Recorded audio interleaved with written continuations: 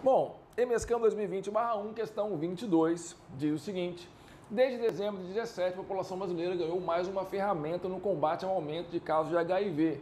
O PrEP, como é mais conhecido, é a sigla para profilaxia pré-exposição e é uma forma de prevenção em que o indivíduo toma a medicação de forma ininterrupta. O medicamento, que é a associação entre duas drogas, o tenofovir, associado à eritrocitabina, bloqueia uma enzima chamada transcriptase reversa, impedindo então a reprodução do vírus dentro das células. Sob o tratamento proposto nesse trecho e o ciclo viral, pode-se afirmar que a transcriptase reversa é encontrada em...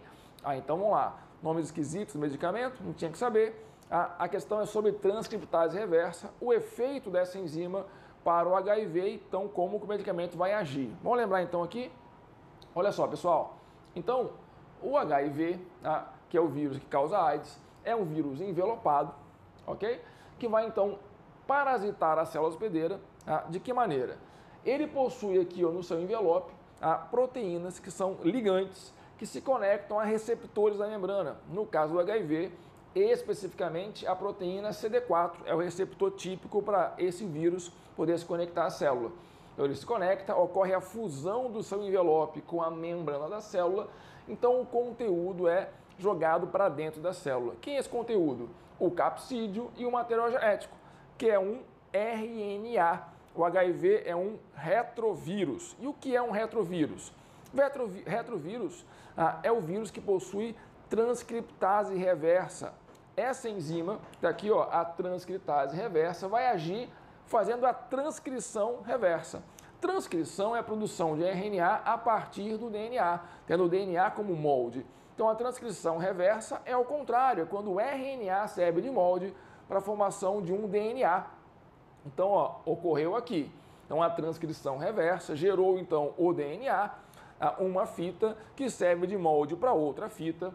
Formado então o DNA viral, ele entra no núcleo da célula, aí uma outra enzima chamada integrase promove então a integração do DNA viral com o DNA da célula. Ocorre então a expressão desse DNA, a formação de RNAs, que vão servir tanto como material genético para os próximos vírus, como para a tradução, para a formação das proteínas virais. Uma terceira proteína é importante, que é a protease, que vai quebrar esse longo polipeptídeo em várias pequenas proteínas. Vão então se formar novos vírus e, consequentemente, essa célula vai morrer pela ação dos vírus que vão poder parasitar outras células. Pois bem, então a transcriptase reversa é uma enzima típica dos retrovírus e é fundamental para a formação do DNA a partir do RNA. Então, não é qualquer vírus de RNA que tem essa enzima, só os retrovírus. O vírus da gripe, por exemplo, é um vírus de RNA, mas não é retrovírus.